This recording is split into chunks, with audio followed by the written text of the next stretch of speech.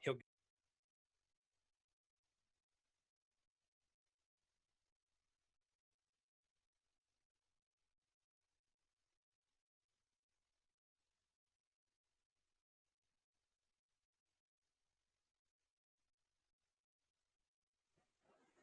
Okay.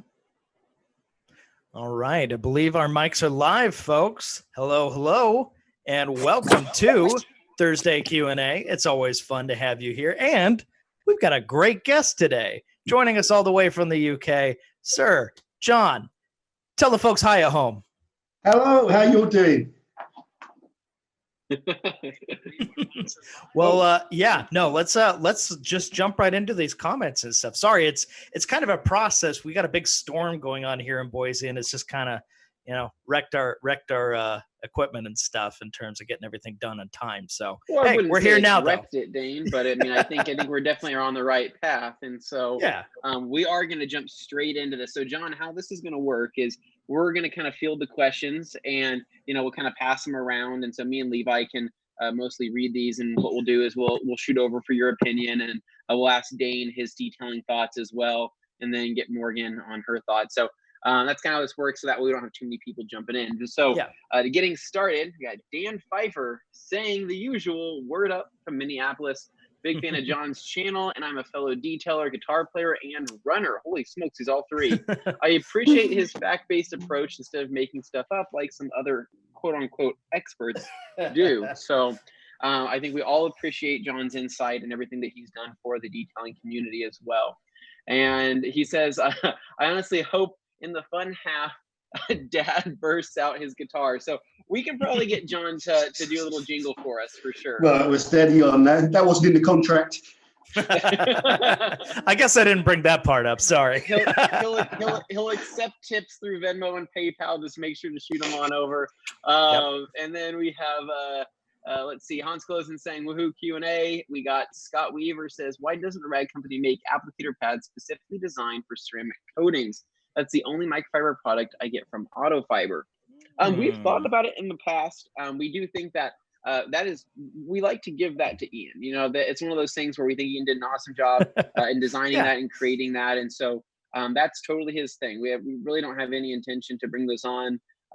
But who knows? Maybe down the road we might figure something out. But now I will butt in. His product's good, but we do have Buttersoft suede that we use for people to wrap their own applicators with and stuff. Correct. That was designed from the ground up to be used that way. So that's certainly a valid option for people who like having a full block. Do you sell the square suede microfiber that you can attach to the ceramic applicators? We do sell the small suede basically it's just a thin piece of suede.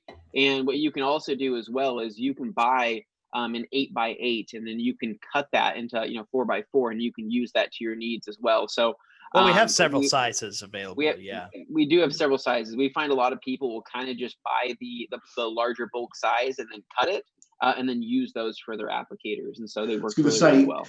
Do you guys obviously specialists in the microfiber, the big drama that I hear about ceramic applicators is whether or not they trash the microfiber when you use them. And I think with an applicator, there's no debate, is there? You can see after you've used it, it kind of goes rock hard, it's full of ceramics. So my thoughts are, with an applicator, you want something that's cheap. So those kind of ones that you can just sort of pull off of the blocks and throw away are absolutely ideal, and you don't get any linting from them either. So they seem to work really well. Yeah, that's the appeal.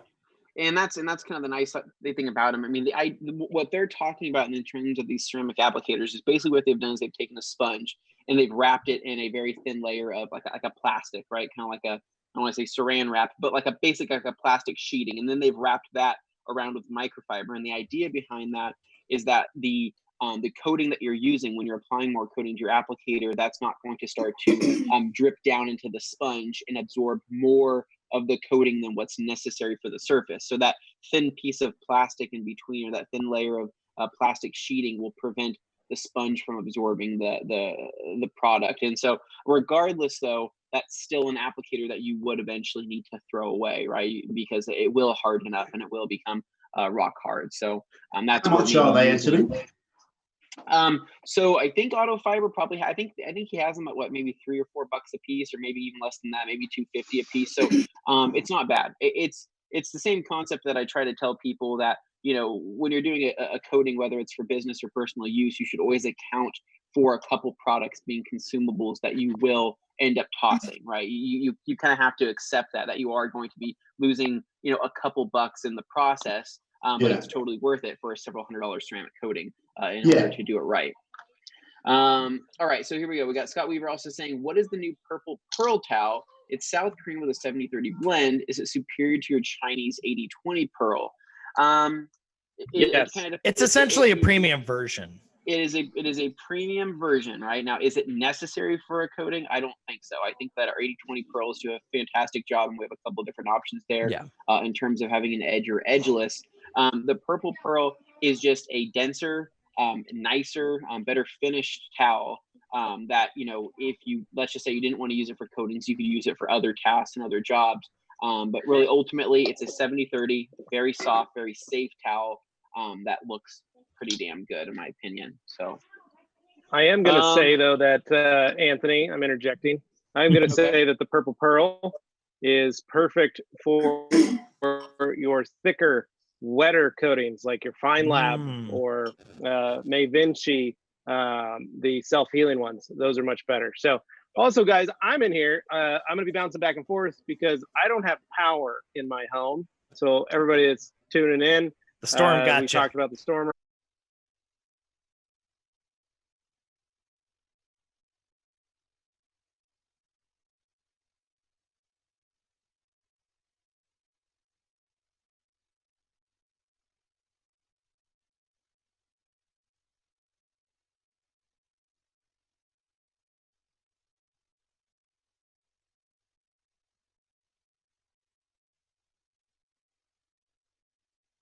I don't have, I reloaded my page, and it looks like the earliest, we are, sorry, Tim did lose us. We are bouncing in.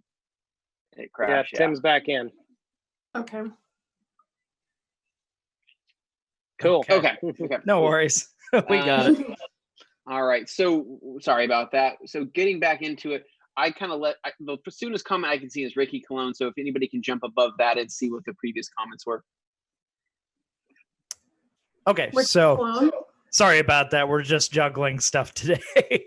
Okay, where was the last question? So I was just sharing it around to a bunch of groups. So I ended on Han's question of what product surprised you most. So okay, yeah. So we got Spirit Zero here saying, I'm so hype, followed by Functional Doc saying, the wild Brit is in the house, yeah, and then he shows a French horn. Future Prison says, hello, TRC guys and gal. Welcome, John. And very kind. Adam Newberry here. Come on, John. Want to see more of your Q&A sessions? Well, I mean, hey, John, if you want to be, popping on here once in a while, you're more than welcome. Yeah, I'm up for it. This is, if I could turn the camera around or show you what I've had to do to get this to work. I'm a technophobe. The cable for the my cheap Logitech 2 megapixel webcam that was sitting in the drawer for about 10 years isn't long enough to actually reach. So it's all rigged together here with a condenser mic, and I've got that's a good looking mic. Perfect. It looks like it works. Though. Yeah, it's functional. It's working. Yeah, I can't believe it. That's amazing. All right, Dane, keep going down. Sure. Yeah. So let's see. Further down the line, we've got Adam Newberry, Q&A sessions, Naylor 91-1. So it could be Naylor 911, but there's a space there. Hi, John. FDC Patreon, checking it to watch the Q&A. Favorite Rag Company product you regularly use? So he wants to know, John, what TRC products do you use, and what's your favorite out of the ones you do use? Okay, so about half my towels are Rag Company. All my glass towels, I still use the Black Diamond and the Korean waffle weaves that are still going strong after about 5 years. Those things are indestructible. The one towel that no one ever talks about that the Rag Company sell, that I think is your best towel by a long way, the Edgeless 300.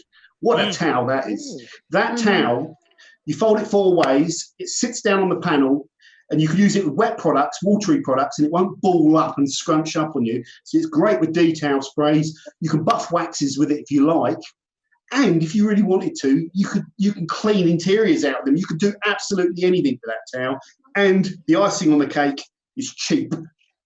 You're absolutely right. It does not hurt. That's where, so John, for your reference, one of our favorite towels is the Edgeless 365. So the 300 is kind of like the little brother to the 365, but shouldn't be overlooked because it's also a 70-30 blend. It's also edgeless, but you're absolutely right. The density of that towel seems to be that perfect middle ground for a little bit of everything, whether it's interior, exterior, and the way that it does lay on the panel and how it glides over the paint is much different than many other towels out there that tend to bunch up under certain tasks. And the durability of those towels, I can't seem to kill the 300s and the 365s off because, once I think that they're finally done for, I wash them and they're back to new again. And I have a hard time throwing them away too, because even when they're at the end of their days, they still make great, dirty jobs towels or just around the shop towels and things like that. And so we definitely aren't making a whole lot of money on those, considering how long they last. But they're great cloths. That's what we do. Yeah, so they're probably my favourite products. I use when I first discovered all the Rag Company stuff over in the UK, the open pile cloths. The first time you use those, they're so impressive because they're different to normal microfiber cloths that you've ever seen. They're just thick, they're ridiculously soft, and they feel like, luxurious and high quality. They're not the best tool for every sort of job. I only use those type of cloths now for removing thicker solvent-based products where you're really worried about the paint, so you want to buff stuff off the paint gently, So every towel's got its kind of it's got its use. And one thing I've learned is that some guys will stock about 20 different towels. Some guys just want one, and there is definitely no right or wrong. And I need to get less towels because I've got too many. That is a running problem, but is it though?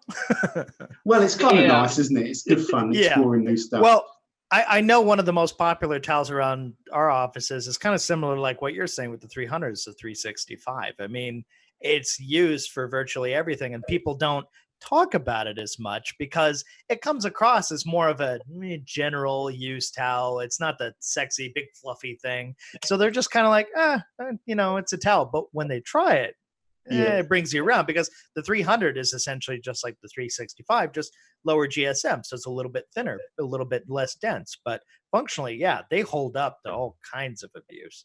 So, but they're different, aren't they? They're not terry cloths. They're actually dual pile cloths, and that's that weave just seems to glide over the paintwork, and makes it really nice for detail sprays and stuff like that when you finished washing the car. So that's mainly what I use them for. But very good towels. No, makes perfect sense. Well, I'll bring us down the line here if you guys still need me to read the comments off till I can find it here. Okay, so going down the line, where did we end at? Okay. That's the one there. Okay. Obviously the Edgeless 500 son, says somebody. Nailer91, true. Think most will reach out for that every time. They're all talking about the Eagle 500 because that's what people traditionally think of when they think of the Rag Company. Makes sense. Ricky Cologne says, hi, crew, and hello from hot Puerto Rico. Welcome, John. Nice. It's probably pretty toasty down there. Yeah. Adam Newberry says, had my car resprayed 6 months ago. So with modern day paint requirements, would you say it's pretty soft, or does it depend on what clear the body shop used? I'm assuming it's the clear. I mean, it's really it depends on what clear they use. More often than not, you'll find after your car's been resprayed, the paintwork will never be as well. Got to be careful, but generally it's not going to be as good as the OEM paintwork, and generally it's a lot softer as well, with some exceptions. I mean, if you know all the garages in your area, or you know a garage personally, you can ask them to use a very hard clear, a scratch-resistant clear, if you like. But most garages won't use that by default. There's some benefits to just having slightly softer paint as well, that it can be, easier to kind of correct and work with. But then the downside is it's probably going to scratch more. So how you wash it, as always, it's gonna be really important. Oh, yeah, makes perfect sense. And as an example, like just said, John, I just had my rear bumper on my car. I found a bumper at the junkyard the other day, and I took it down to a guy and had it resprayed. And I told him that I would like to finish it out. I would like to sand it and then polish it out if it needs to be done. And he ended up telling me that he put 3 heavy coats of clear on there for me to work with, and because I had requested that, I wanted enough to work with and obviously be able to finish it out properly. To my surprise, though, he ended up laying that paint so flat that there is little to nothing to fix on it. So, and I would say that we'll have to see once it fully gasses out and to see how soft or hard it is. But you can request that stuff, especially if you kind of become friends with somebody or kind of build a relationship with a painter. You do have a little bit more leeway rather than getting your car resprayed on an insurance job. Yeah, and you can ask them to put in more hardener. Hardener is always an additive that they usually end up adding to whatever clear they're spraying in how fast it cures and actually hardens. So you can always have them add more hardener too. So. All right, moving down the line. JH asks, "Is it on?" ? Probably back when we were starting out. So we're just at that part in the comments. We got Morgan McMurray here, dropping in to tell people, "Hey guys, there's a severe thunderstorm right now. We're trying to help Dane pick up his mail. Unfortunately, the roof blew off the mailroom." Yeah, well, I did come home to find a lot of cardboard and paper products in my yard. So yeah, the storm's been a little nuts, although it looks to be passing now. You can see my face is lighting up because the window right next to my door over here is just, the sun's coming out. So it's looking like the end. Hopefully things calm down now. The end? Oh my God, Dane. Well, not that end. All right, so we've got, Danny Israel. "I used a 2x4 candy bar microfiber applicator for crystal sealant last week. It worked great. I like the size. Love bugs washed off well yesterday. Thumbs up." We've got All Day Anthony making a rare appearance. "Boise has a major storm, yada, yada, yada." You get the idea. Yeah. We got Tom Kirby here. "Wow, sunny and 82 again in Houston." Followed by "Going to 90 for the next few days ahead. May heats up." Yeah, no, it seems to be getting hotter around here. JWL. Here we go, John. "You're a legend, John. Thanks for the thousands of hours and so much hard work you put into producing uniquely inspired content for the good people of the UK and around the world. Greetings." Thank you. I'll checks in the post. I know, that was pretty glowing, man. That's pretty good. I recognize JWL's name as well from comments. So thank you very much. Very polite. Very nice. Oh, that's awesome. Adam Newberry here. "Where are we all viewing from, guys and gals?" So I guess people are kind of following up with their locations. "Dude, I've been in Houston in October and it's 90, says Spirit Zero. Ian says Scotland. Tom Kirby, "Oh no, that is one big windstorm. Hope Dane best and find all the mail." Well, I tried. Adam Newberry, Bristol. We've got Humberto Roche Garcia. "Here in San Juan, Puerto Rico, it's 82 because of some rain, but it is normally above 90. A lot of weather talk in these comments, man. I'm expecting detailing questions. Grant McNelly. "Hey guys, been washing with O&R and my big red sponge. I have been noticing that the dirt is not falling out when dunking in O&R. What could be the reason for this? By the way, the big red sponge lives in O&R after washing." So he's implying he treats it correctly, as in, holds on to it, kind of seasons the sponge, etc. But he says the dirt's not coming off. What say you, Levi, Anthony, John? Somebody want to weigh in? It's not a miracle product. If you've got dirt in the sponge, it's only a liquid. It's not going to kind of come flying out. I think it's at a more subtle level. It kind of does that. I never, I use O&R and I love it. And I use the red sponge as well, but I don't leave the bucket of O&R now lying around in my garage because I'm just too OCD to do that. You want to put it all away when you finish. So what I would suggest is when you've washed your car with O&R, take the sponge out, rinse it out with just the pressure from your hose and make sure all the dirt comes out of it. And then squeeze it out. If you've got a clean towel, squeeze the sponge out in the towel, and it's bone dry, and then put it away. That's what I do. I know Ivan says leave it in the bucket, but I never like that one. No, that's a great point. Let's see. So we've got Mark Krause. Are the Rag Company towels the same as G-Technic towels? I can actually answer that one. No. But we've definitely, checked their towels out, and they've checked our towels out, and you never know what the future holds. But at the same time, right now, they are not. Unless any one of you guys want to weigh in on that too. No, I think that was well said, Dane. Now we have a car detailing by Pat Inc. says, hope everyone is okay at the Rag Company. We are all doing great. Yes. Pat, thanks for checking in. All Day Anthony says, have you all seen the movie Twister? That's what's happening. I don't know if it's that bad. I think he's over exaggerating. He says, pretty sure Morgan got blown away. Well, she came back, unfortunately. Fortunately. And then he's kind of one for theatrics. He is. He always just blows things out of proportion. He's either busting nuts or blowing things out of proportion. We have Headquarters is okay. And then we have Swift211 says, hello, everybody. Forensic Detailing fan here. Hope everyone is safe.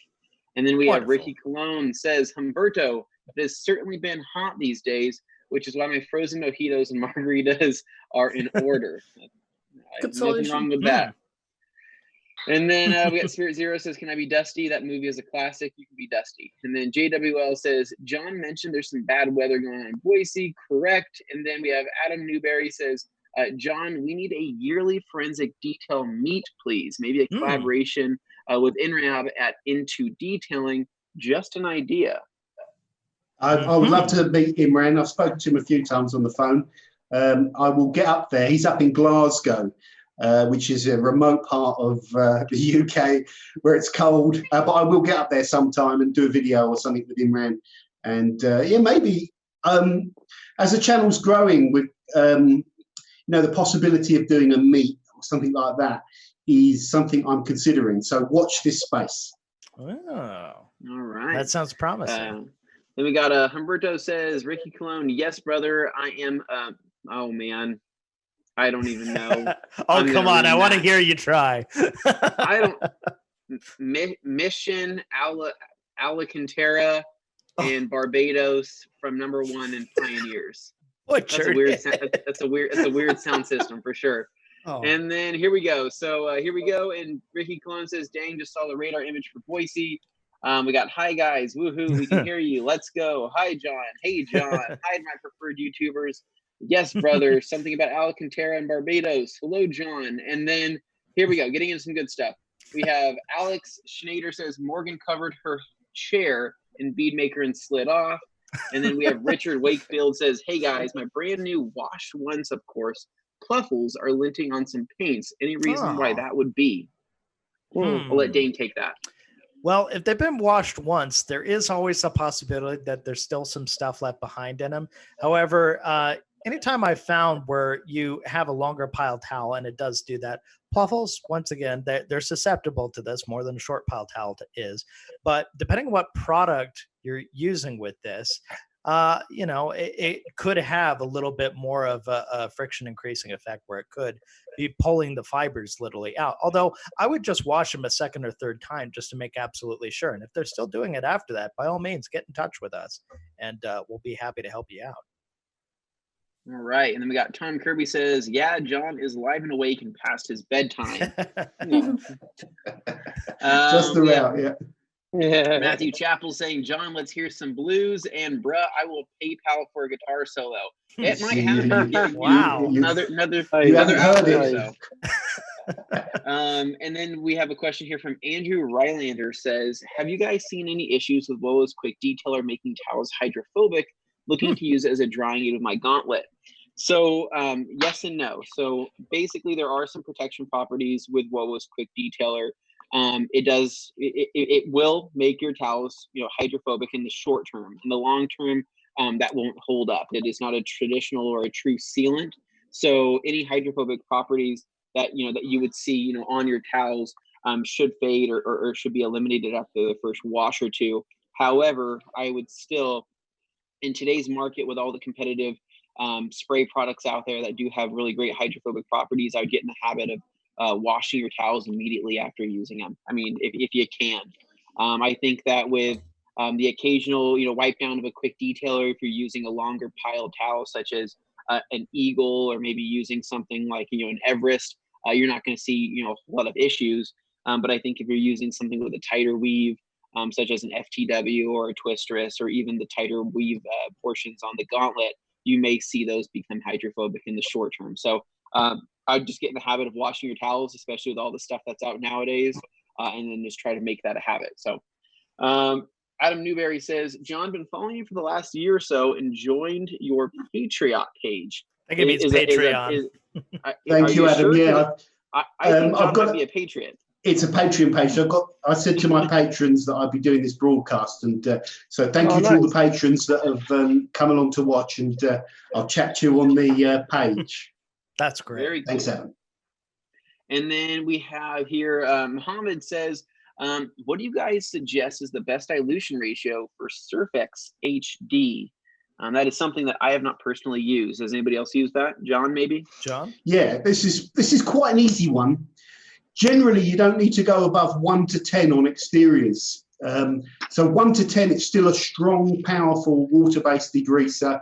If you're using it inside, I would say 1 to 30 is usually enough for even quite strong degreasing, if your dashboard's kind of slimy or anything like that. But engine bays, 1 to 10 is fine. I've never gone beyond 1 to 10, even for a really dirty engine bay. Tyres, 1 to 10. Alloy wheels, 1 to 10. Wheel arches, 1 to 10. Pre-wash, some people spritz it around the lower parts of the panels in winter, 1 to 10. So 1 to 10 is the magic ratio, and 1 to 30 to 1 to 50 for interior. Okay, right on. Excellent to know. And then we have Nailer911 says, hi, John. What's the biggest mistake people make when washing, caring for their microfiber products? Ooh, okay. This is a tough one, isn't it? This is a tough one because you can take, look, there's no right or wrong, because some people treat microfiber like disposable items and they don't care for it and they don't want to wash it properly. And other people will invest in microfiber. They'll have 10 Eagle edgelesses and they'll want to keep those Eagle edgelesses in very good condition. So the thing is, you need to decide what camp you sit into. If you're in the camp that really cares about their microfiber, then I know the rag company put a lot of good advice out about how to wash them. Follow that advice. We were talking earlier on, or about a minute ago, about the effect of products on microfibers. A lot of these products go into the fibers and they do affect them. There's nothing the towel can do about that. One thing you can do is you can have towels for certain purposes. So if you're using a really strong, durable paste wax and it gets into the microfiber cloth, then buy yourself 5 cloths that you're going to use to buff that same paste wax every time, and things like that. So build up a load of microfibers for different tasks, and don't wash your filthy, greasy black microfiber with your expensive, high-quality microfiber that you want to maintain. That's kind of my advice. That's the biggest mistake. I think lots of people just throw it all into the machine, throw detergent in there, don't really measure out how much detergent they're using, might put in too much, might crank it up to 60 every single time, and you'll degrade the microfiber a lot quicker. If you wash it properly, those Eagle towels will last years, because I'm still using your original blue ones and they're still soft. They will last a long time and you'll get your money's worth that way. Wow, yeah, well said. I like that. I think that's all great advice. Yeah, very well said. Adam Newberry says, I cry when I have to throw one of my rag company cloths away when it comes to ceramic coatings. Say goodbye to a friend. I know. Yeah, it's but you know what? It's like a soldier's funeral. Well, sometimes it's it's necessary, because you kind of gotta I don't know, basically get rid of the weakling in the bunch so it doesn't affect the rest of the bunch. And we all like new towel day. Oh yeah. You get to buy a bunch of new towels and they get to be delivered. It's always a good time. Well, yeah. And I'll be really honest, repeat business is obviously, we love that. So and then we have Average Joe asking the hard questions here. Says, yo, John, what's your favorite cheese? In England, we have something called, what's it called? Farmhouse. So we have like a very mature farmhouse cheddar. And when it's strong and crumbly and salty, that is the best cheese in the world.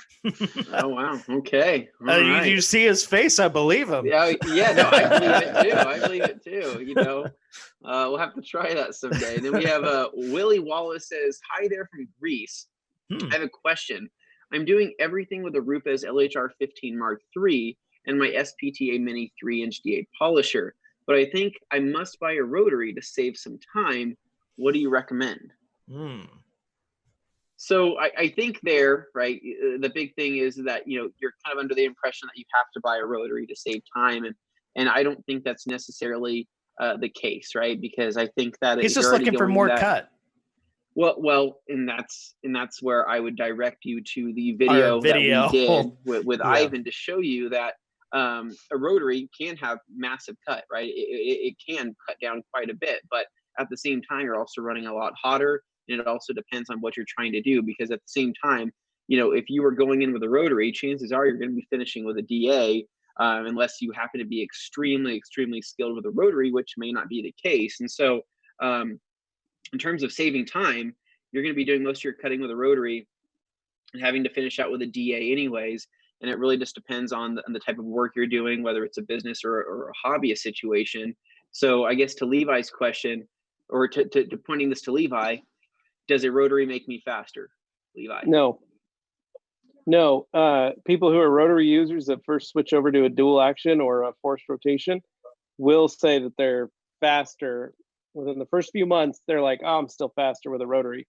But I've been using like the Rupes 21 since it came out when it first came to the US. And I feel I'm faster with my 21, even with 23 years of rotary experience under my belt. It's the fact there's so many variables you can make. There's so many neat products that are now pad dependent in the terms of their cut. There's so many flawless all-in-ones that are starting to come out that you can get crazy finish on. There are so many, weird one steps that you can create with just a compound or just a polish and a cutting pad, or vice versa. So I would say now, for 90% of the daily drivers on the planet, if this is just your hobby and you want to spend the time, cool. Wet sand the paint, compound it out, make sure you got enough clear, then step it down and make your progress. If this is a job, they better be paying you a ton of money to be hitting that car with a rotary and, and then doing more than 2 or 3 steps on that thing. Because if you're doing that for a few $100, it's probably not worth it.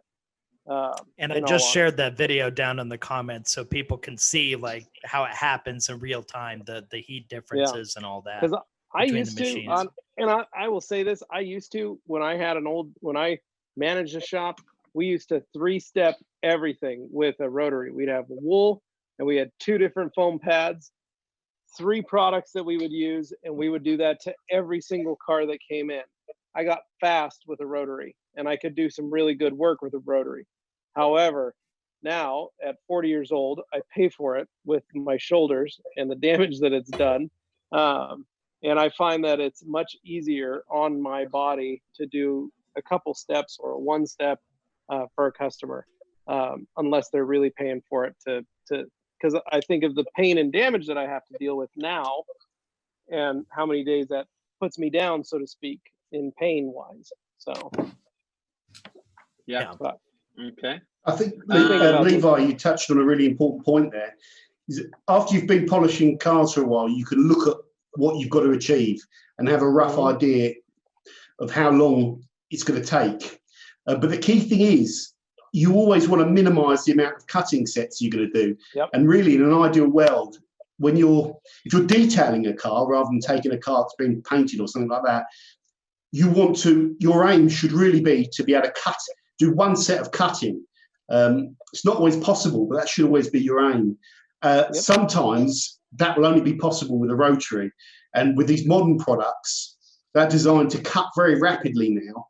on a rotary polisher. But funny enough, I'd say about 99% of professionals use dual action polishers because the actual time difference isn't as big as you think, really. And the more you try and do it quicker, for me, the risks go up.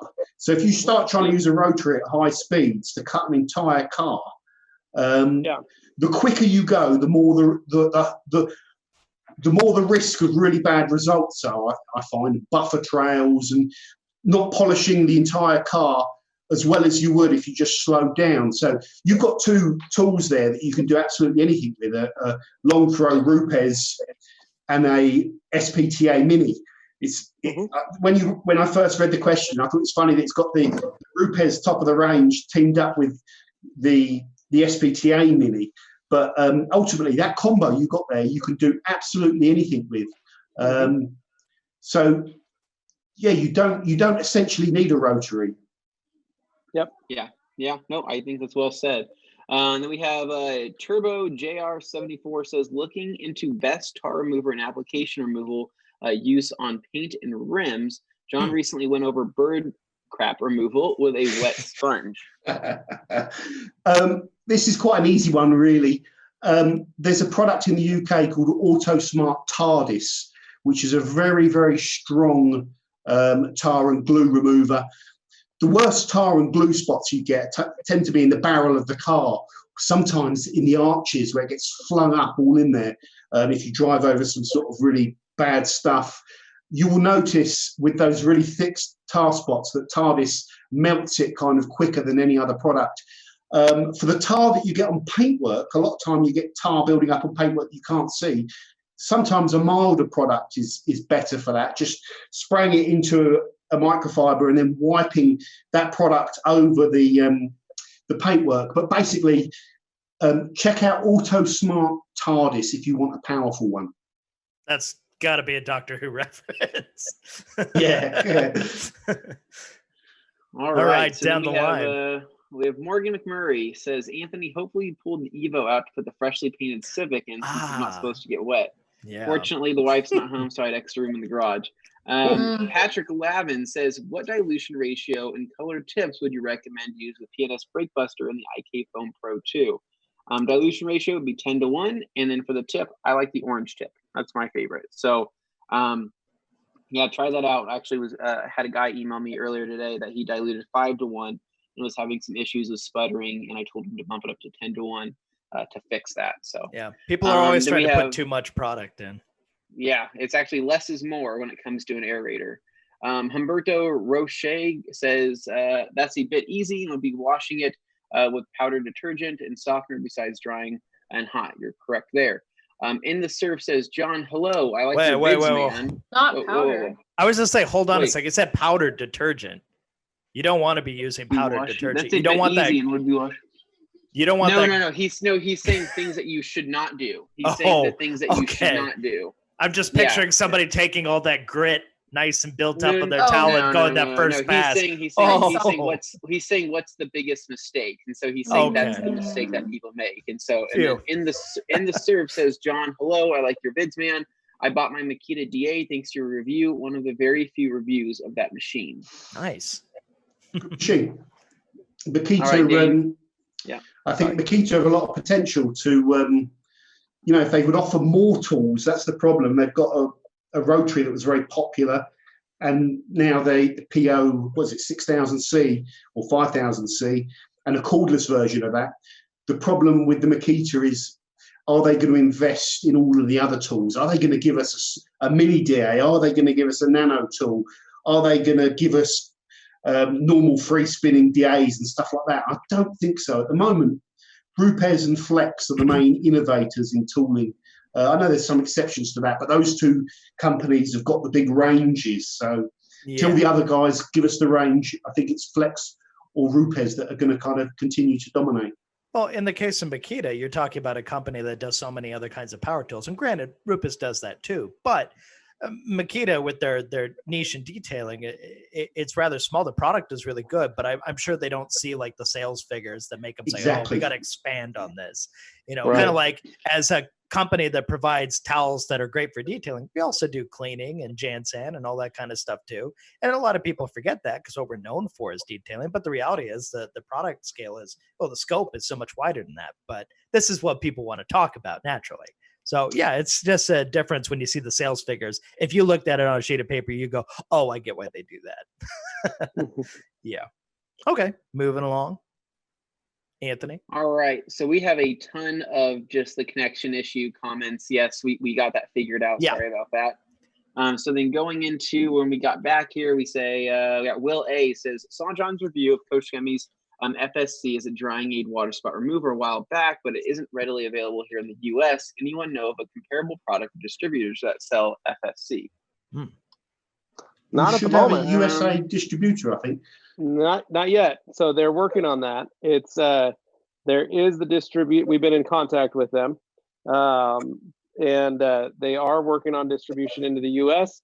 Because of COVID-19. A lot of stuff has slowed down in terms of what they're. A lot of things that would have been happening right now are just paused. There are some folks that do have product, but they slowed that last shipment, I guess, in. So it's not fully 100% available. Their plan was to be available, ready to go by this time, basically before all that happened. Yeah. So last we had heard in January when I met with the boys at Mobile Tech, was that they were going to be planning a main rollout in April, May, and be ready to go.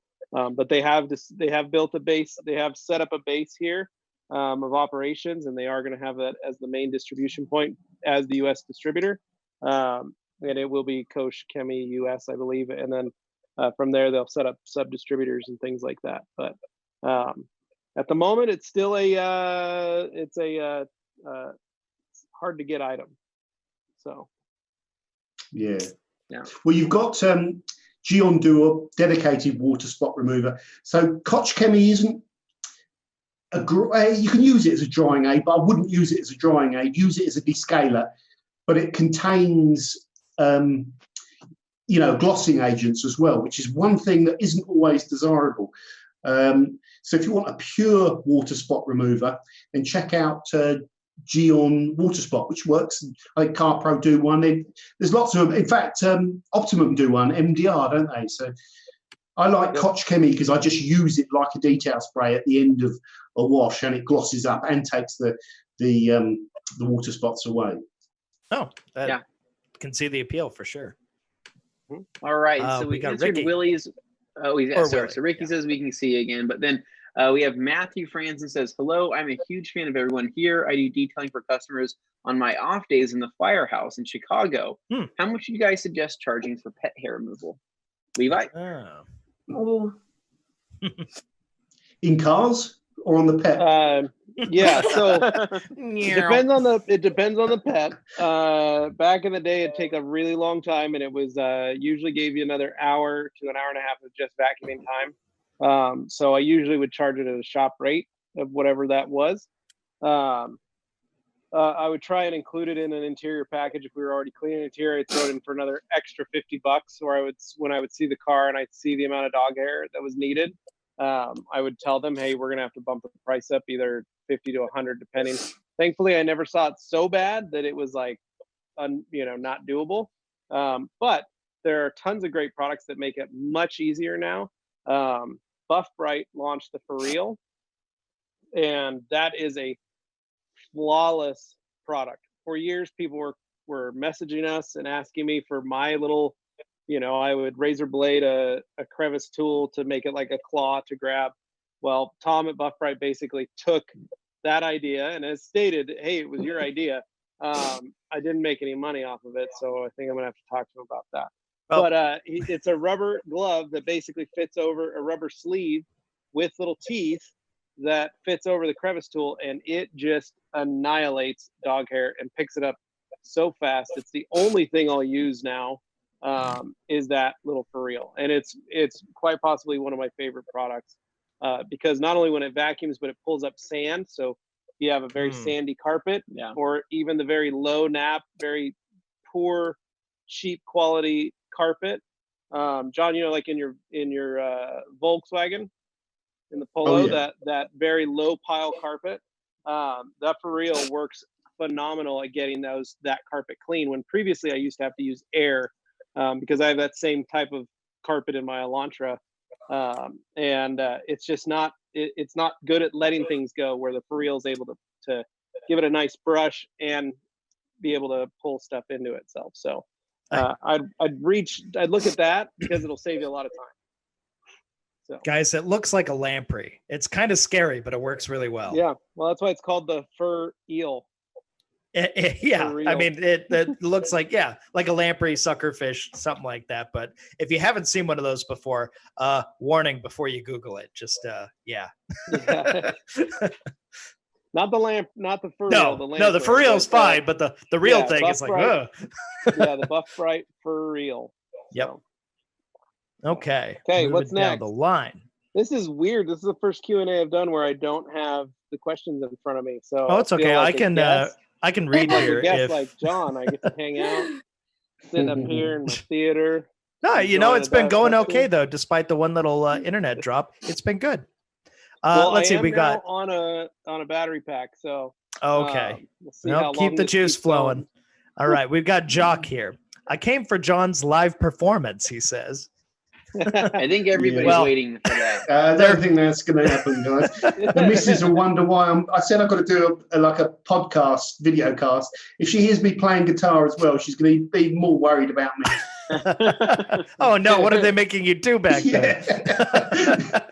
JH says here from the UK, also a Patreon, here to support John. Go on, John.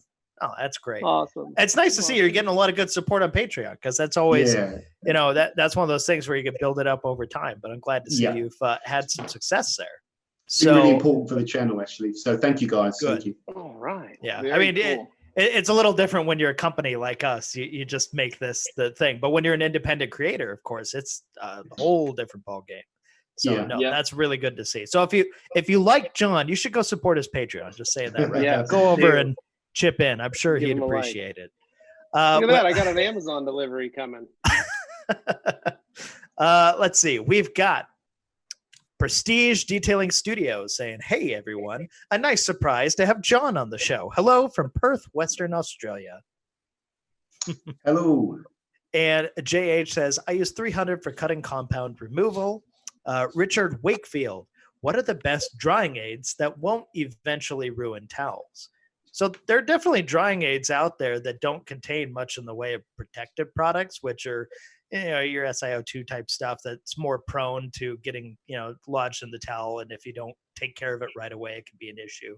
But you guys go ahead and weigh in. What suggestions might you have? One thing I would suggest is that the trap not to fall into is to try and use very strong products as drying aids to sort of boost the protection every single time you wash the car. So a lot of times you could actually water a detail spray down a little bit if you're just using it as a drying aid. Because really the word drying aid, I know this sounds really obvious, it should be about making drying the car easier. Drying the car is important, especially in hot climates. You want to do it very, very rapidly. And when you wipe over the surface of the paintwork, a product can make it kind of the water come off of the panel easier rather than kind of stick there. So my tip is pick something and try watering it down by half or something like that. So you're saying don't use a paste wax as a watering aid. Or drying aid, rather. Watering. I can imagine a watering aid, Imagine what that looks like. Wow, that would be bad on both fronts, though, since it's a paste, it's not even water in it. All right, moving down the line. We have Mike Morgan here. Hey, good question. Hey, guys from the UK. Which rag company drying towel best challenges the likes of the Korean brand Klin? I know Klin towels are good quality towels, too. So who wants to weigh in on that one? Challenges it. Challenges. Drying towels specifically. That's a hard one because you got to remember, guys. Clean Korea is 70-30 Korean, just like rag company towels are 70-30 Korean. So at that point, it is the technology of the the microfiber and the weaves and how they absorb. But I usually explain to folks when I do these trainings and events that it doesn't really matter. What depends on the what you're going to be doing for drying. So a waffle weave is great for when you're drying the surface and you want to just pat the surface. Twist loops are great for wiping. Our hybrid weave is great for also wiping and drying if you want something very soft, something very delicate. But really, the be-all, end-all, and the reason we named it such is it's the gauntlet. Because the gauntlet is our challenge to all drying towels, period. Doesn't matter where they're made, who makes them, the gauntlet's the best. Am I right, boys? Literally don't throw it down. I'm saying don't throw it down on the ground, though. Don't throw it down like an actual gauntlet. Throw it down on the Please hood, don't. and then it'll absorb all the water. Don't do that. Yeah, So, but no, we keep an eye out on all the towels that are out on the scene and the design of how everything is and what we're trying to, we're always trying to make things better. But the gauntlet was developed for that reason, because we wanted it to make it a different change when it comes to drying, how you use it, all that stuff. So, yeah. Now, that said, obviously, we may be slightly biased here, but we do test a lot of stuff. We definitely try and put it out there that we actually do put things through the ringer. And I want to give John an opportunity to weigh in here, because I know you have a lot of experience with a lot of different towel brands. Absolutely weigh in here. I don't want people thinking this is just, oh, it's a TRC show. No, we want to have real Q&A here, and I like being realistic with people. So what say you? Okay. First thing is the twisted loop towel has become very popular, hasn't it, in the last 3 or 4 years? Yeah. Now that towel is very popular. If you don't pick that format of towel, you've essentially 99% of people are going to be using either a coral fleece towel or a twisted loop now.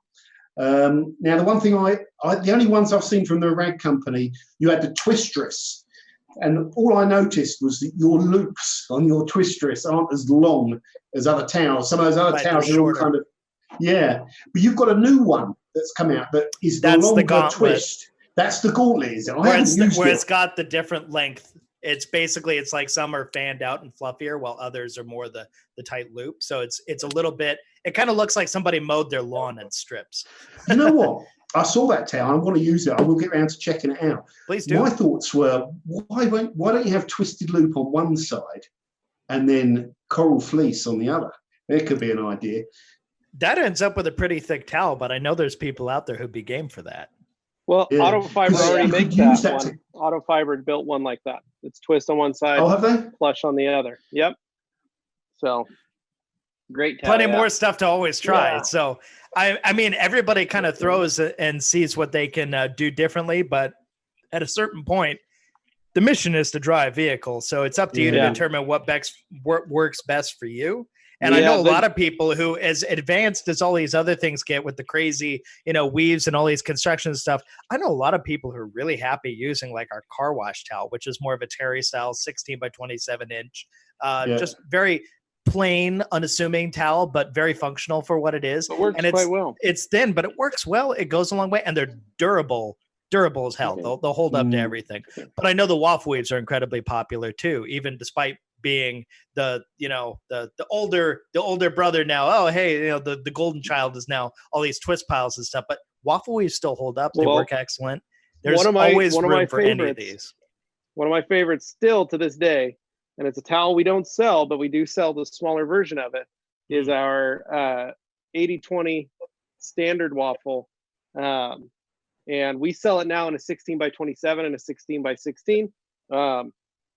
We used to make a 20/30 of it, and I love that towel. It was a really, really great towel for the size and the performance and all that stuff.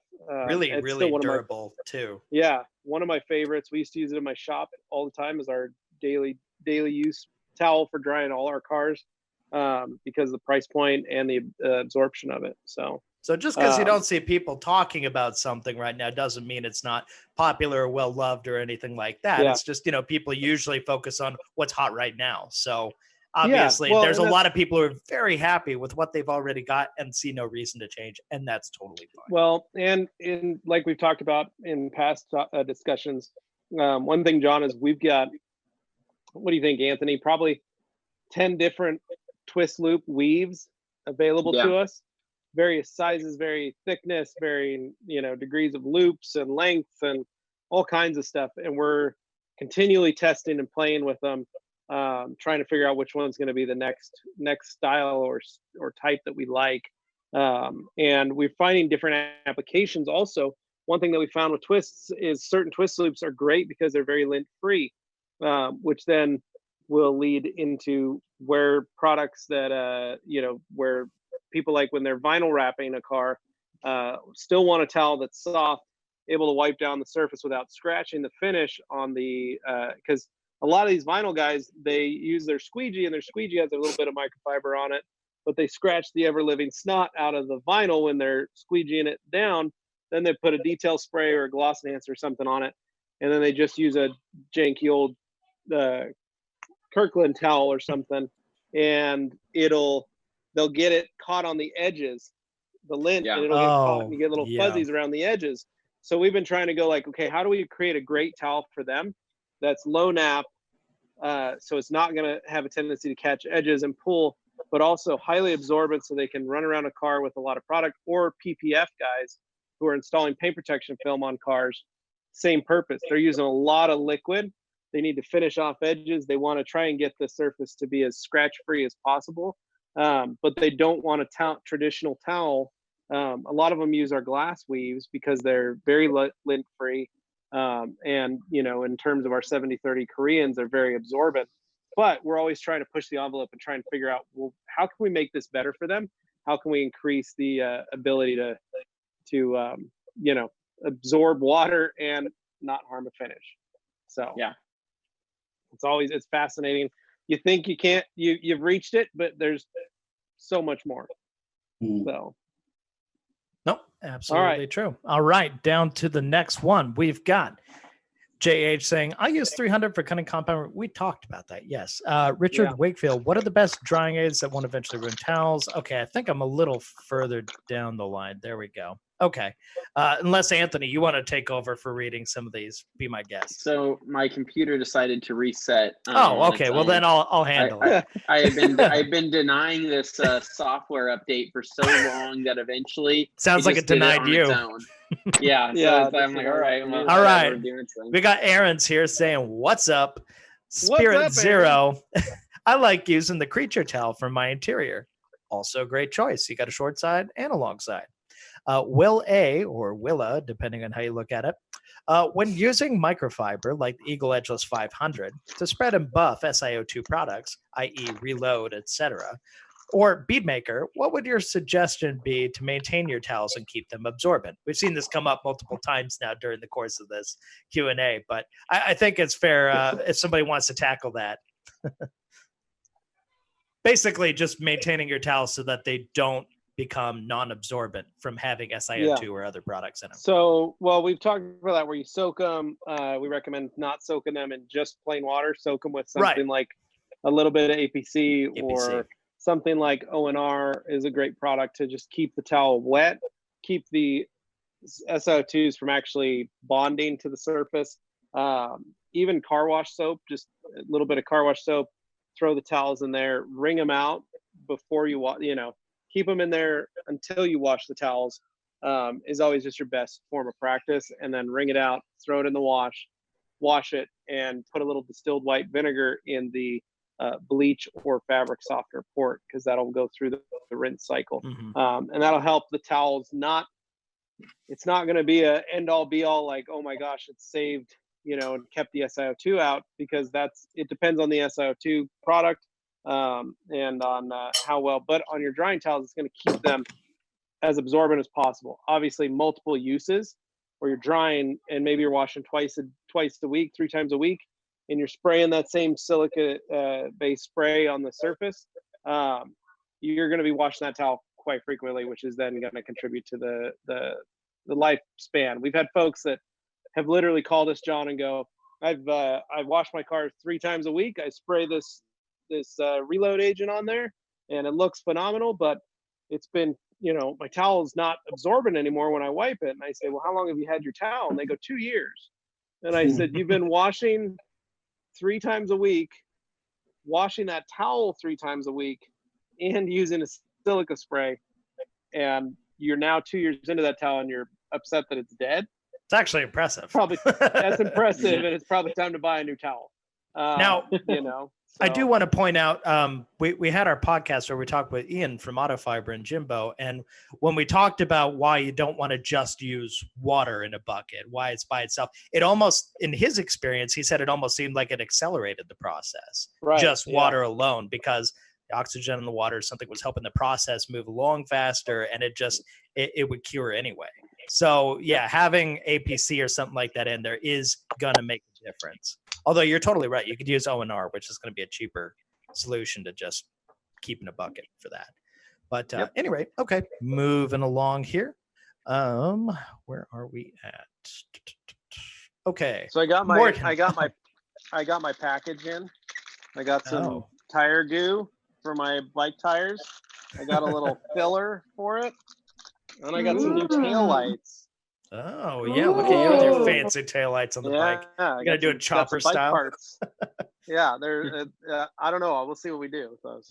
You never know. It might look pretty cool when it's done. Hans Closen says, "Morgan, can you fix Anthony's hair?"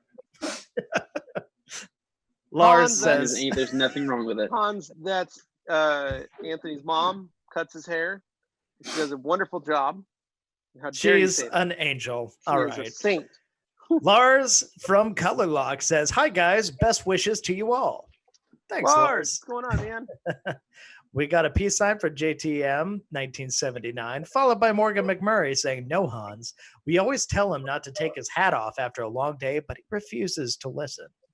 JH says, "I like the Minx, but can you explain what it was designed for and why it's different from the Eagle 350 and 500?" Now, Levi, I know you're chomping at the bit to answer this one, so. Well, the Minx was originally, we called it the Cheagle. It was cheap eagle. The cheap eagle. Yeah. And that was how we were going to design it. And the coral fleece was something none of us had ever felt before, and we thought, wow, that's really soft. It's so different from really great. Yeah, other. And now we wanted it to do eagle duties. That's what we wanted it to do, is do basically the same thing an eagle can do. But one thing we noticed was we did an edgeless version of that towel. That did not promote properly to what we could do with that towel, and that towel caused a lot of, we'll say it had some linting issues. Mm-hmm. So we created the Minx Royale with an edge to be able to still do those, solved all those problems, and that was the reason that the Minx Royale came out. And so the Minx Royale can do the jobs of the Eagle. However, we now are stuck with the Minx edgeless. What do we do with that and work with the inherent, handicap, so to speak, of that towel?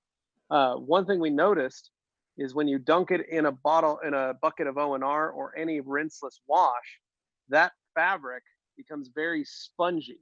And it becomes very absorbent. It's like a foam sponge, it holds a lot of liquid. And so that towel, therefore, then transitioned to becoming our rinseless towel. And it is awesome. So for folks who are looking for the multiple towel rinseless method, that towel is the best thing for it because it's very spongy. So you limit the amount of pressure points on the surface, which is key. It holds a lot of liquid. So when you do wring it out to just before it starts, it's still dripping, but it's enough. It's still got a ton of fluid in there to provide proper lubrication and adequate lubrication on the surface. So,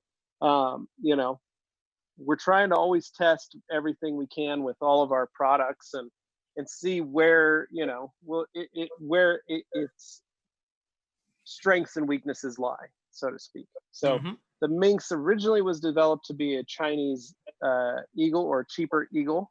We wanted to create a version because our eagles are Korean and they are a very high quality fabric. So, and our Chinese factory builds really, really nice high quality fabric as well. Like the 300 John loves so much. like the 300, the 365, even our Chinese glass, our standard glass are great towels. They're all made by that same, by our factory there. And they're really good at what they do. And so we really love that Minx fabric. So it was just trying to figure out what we can use it for. So. All right. Now, I know we've got a lot of comments here, and we've only got about 45 minutes left. So let me make sure I can get through some of these quickly. But yeah, we were going down the line. We've got G. Davis says, just got here and heard Dane say sexy and fluffy. Oh, great. Came in at just the wrong time. All right, Jason Binder, what do you guys think of Fuso Gold? Now, I'm going to pass that over to John. I imagine you've got some experience with that here. I've never heard of Fuso Gold. Oh. Soft Fuso coat, the very well-known wax in the UK is the product everyone talks about. Is that what he means with Fuso Gold? Or is it some other sealant? Let me Google it. Hold on. Yeah, no, by all means. Fuso Gold. Make sure it's not just another name for a product you've already gone through, because you go through so many. I honestly wouldn't be surprised if. Yeah. Oh, Soft 99 Gold shampoo. Is that what it means? Oh, okay. Maybe. That might be it then. I've used the Soft 99 shampoo, but it wasn't called Gold. It was called something else. So I don't know. I can't answer this one. Over to Levi. Nope, that's fair. I've yeah. never used it either. And the rest of us haven't. So that's going to be one where maybe you want to clarify, Jason, just in case we didn't catch it. But sorry, man. No, just clarify, and we'll try and help you out there. Yeah. Prestige Detailing Studio says, I use a different towel for each step of the process. So polish removal, I use the Everest 550, IPA wipe down, and I use the Eagle 600 and the Yellow Eagle 365 for interiors, etc. Nice, Prestige. Jimmy the Chicken says, I'm curious, has anyone tried foaming ONR? Boy, Jimmy the Chicken, I haven't heard that one in a good 5 minutes. So I'm sorry, bud. Okay, so Naoi, I don't know how you want to pronounce that. What's the best towel for applying spray sealant while drying? Well, somebody want to offer that up? A spray sealant while drying, I would say. I mean, if your intention is to dry, then you could use a drying towel, but like the double twisters with a spray sealant. It does feel extremely nice. I think that the glide of the shorter pile twist loop over the paint is very satisfying. So I think that would be a good bet there. However, if you are using a spray sealant, then you're going to want to obviously wash that towel immediately after using it. Yep. Well, and then if you've got like a follow-up, anybody else want to chime in? The Smitten drying mitten's a good one. And then even the gauntlet in the 12x12 is a great follow-up towel, or the 16x24 to be a secondary towel to go and hit any streaks or drips or runs or extra stuff. It's a great towel for that too. Okay, so Hans Closen, John needs to play us a song, he says. Man, John, you just can't get away. He's got to head over to JD's Folk and Blues. You can get me there. That's the right answer.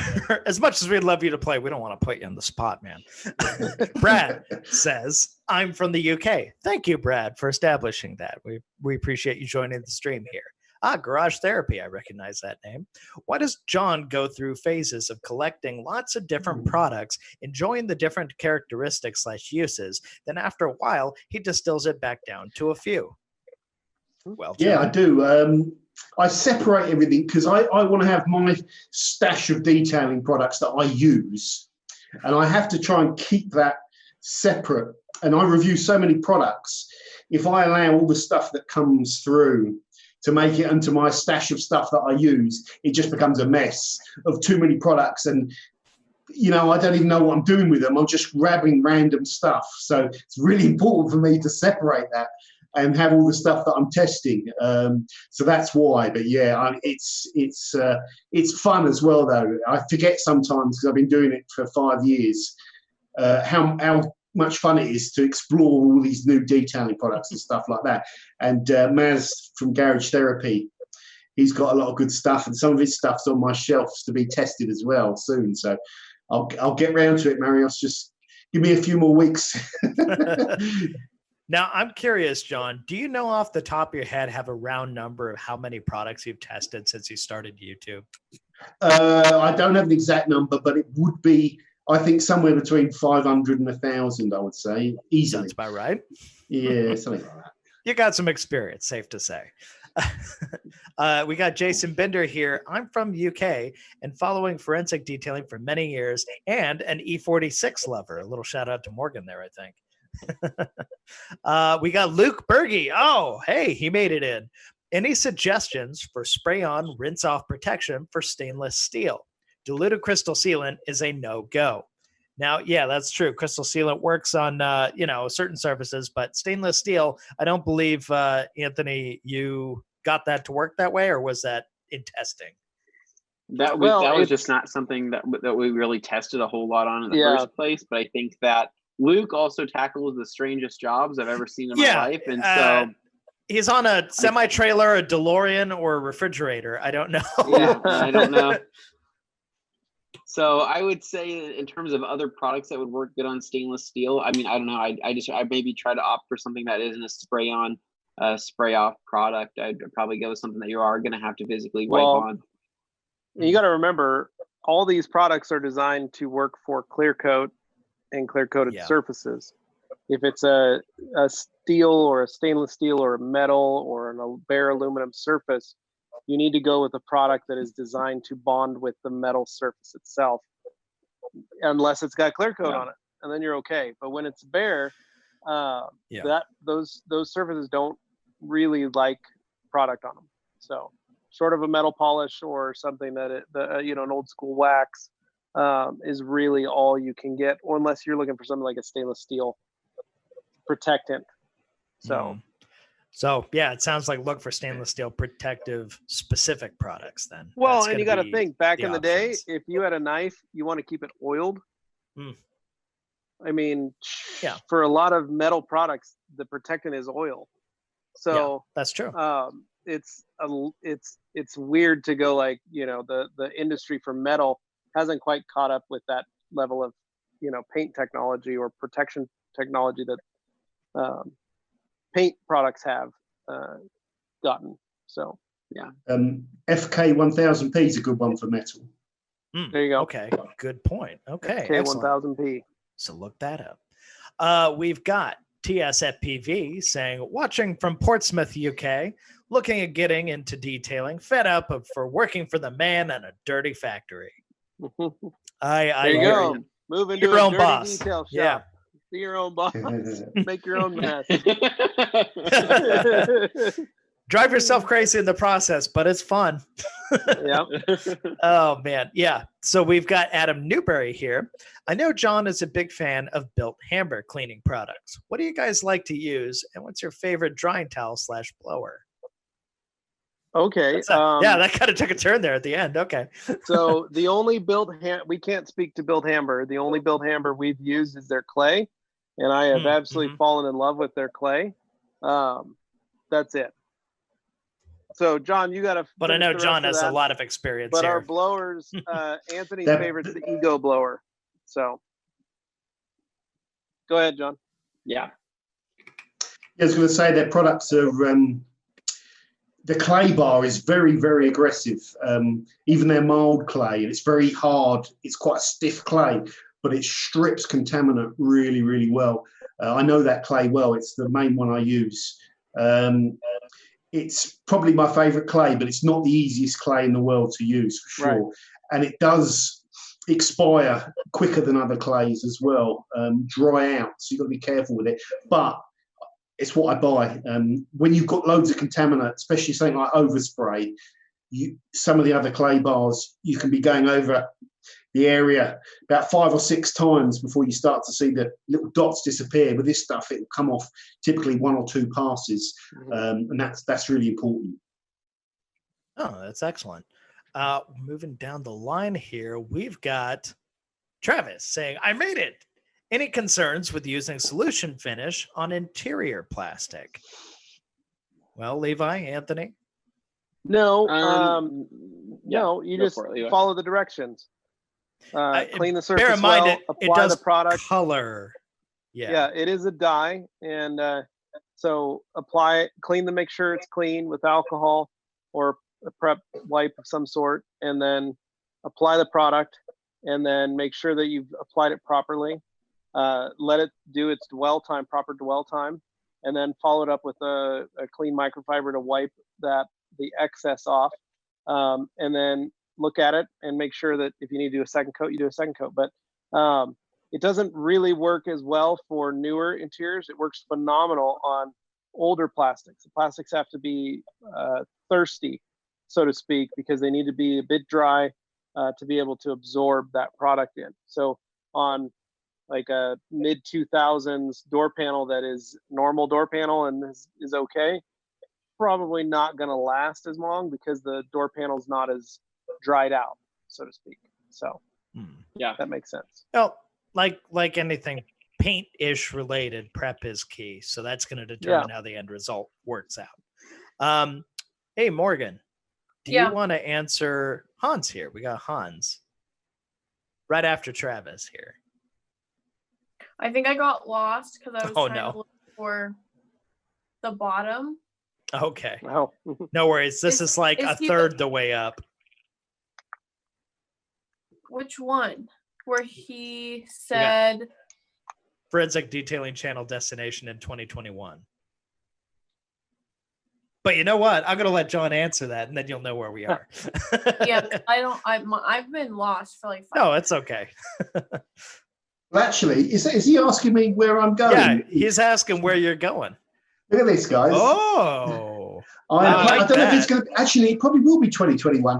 But I'm planning to get over to this country over here that you might be familiar with. And I'm going to start up here somewhere in Boston, and I'm going to drive all the way down to Miami.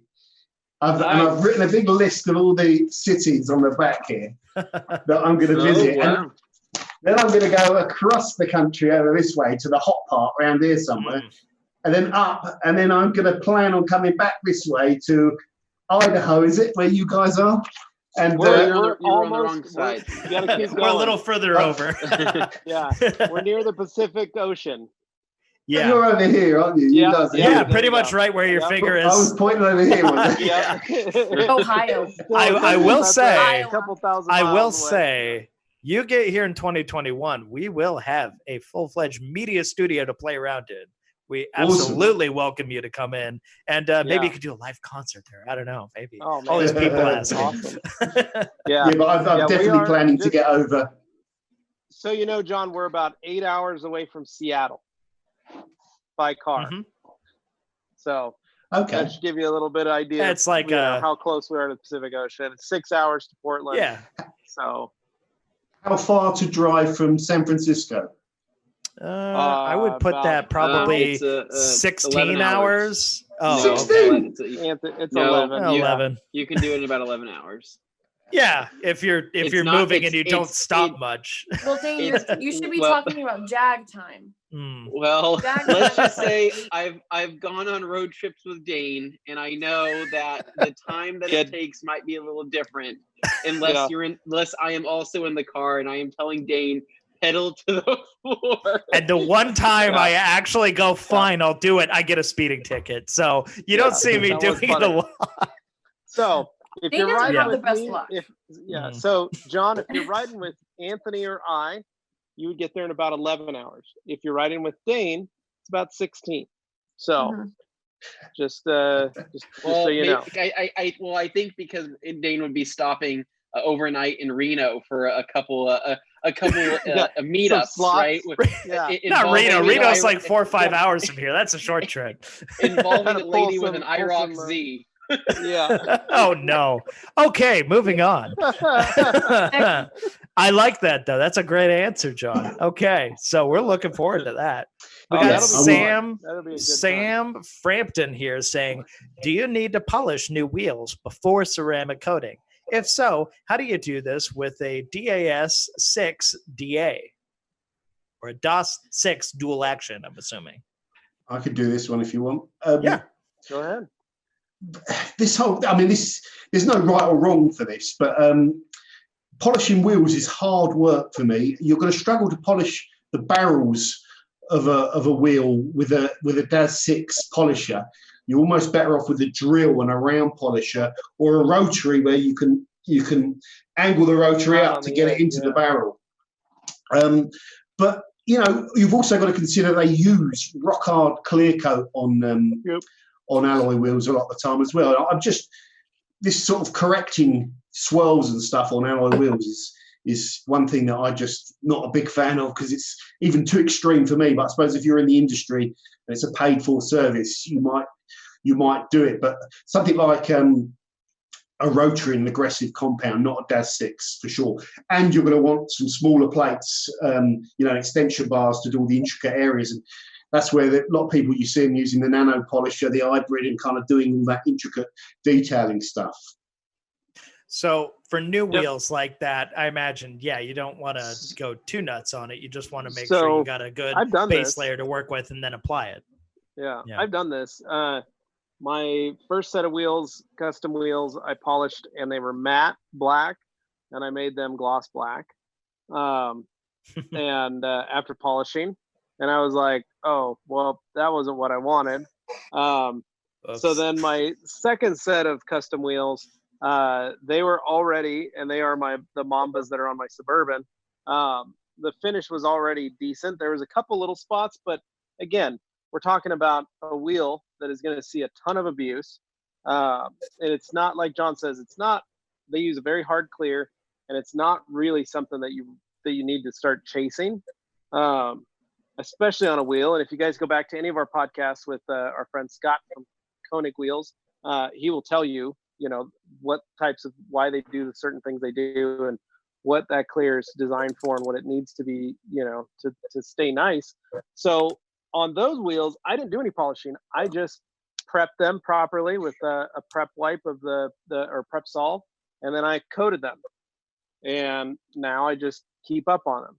I haven't seen a difference in the amount of you know, protection, so to speak, in any change based on the wheels that I polished that were brand new, and then coated, to the wheels that I've coated brand new from the factory. So there's not really a need to do it. Now, if you've got polished aluminum or something like that, yes, like Morgan's wheels, those need to be polished quite often. But again, we're working with bare metal at that point, or bare aluminum. The coating, it has to be a specific metal coating that is going to go on there. And in those cases, yes, you do need to polish the alloy out enough to make that clarity so that it looks good when that goes. But typical powder coated or clear coated wheels, not really a need to do that. Fair. We got Dave Graham here laughing and saying, John, did you get your money back from Halfords? Halfords? I haven't bought anything from Halfords, so no. Apparently he's wonder what that's about. Let's see. We've got Hans closing here saying, Luke Berge, try foamed ONR. Oh, thanks, Hans. So helpful. Jacob WR says, John, can you please talk a little faster? No offense. Oh, geez. I can try. I don't think, well, I think John talks just the right pace. I don't see a problem with it at all. We got Rectandle over here saying, I just bought a suede dash for my S14. Hey, Sylvia World. Any tips on how to maintain it? Well, I'm waiting. Sorry, I was waiting for somebody to chime in. So he bought a fresh dash. Sorry, my comments aren't showing in the order that they should be. Yeah, he's got a suede dash for an S14 Nissan, and he wants some tips on maintaining it because it is suede. So, well, if it's a suede or like an Alcantara, I mean, you can use the Sonax suede and Alcantara cleaner. I think it's a really good product.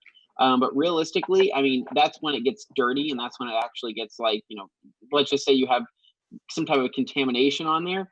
But realistically, you could just take a damp microfiber towel and just occasionally wipe it down, something short pile like a 300 or a 365. You don't need any cleaner. I mean, that's where you can either basically get the towel damp with water, or you just get the towel damp with ONR and wipe it down. And any fabric sealant would work great too. If it's just a dash cover, take it out, spray it with a fabric sealant, which is, you know, waterproof or possible UV agent, something like that on it, just to help keep it in the sun. You know, I've got a dash cover on my car that, because of the sunlight, has turned the stitching, just the thread, from black to a copper. So actually looks okay now, but I noticed that was the only thing. The rest of it has a lot of UV protection, just the seam thread did not. And so it started to discolor over time. So something to think about. You buy that to protect your dash from the UV damage and sun damage, and then that starts to damage. So just think about that stuff. So now, John, just to ask you, for UK audiences, if somebody has a similar situation, is there anything different you'd recommend to them? For suede dash? That's a bad choice of material to have as a dashboard, because that's a material you've got to really kind of try and keep clean, and you can't really slap protection products on it and hope they're going to work. The only type of protection products are going to be stuff that really repels kind of water. You could kind of treat it with textile sealants and stuff.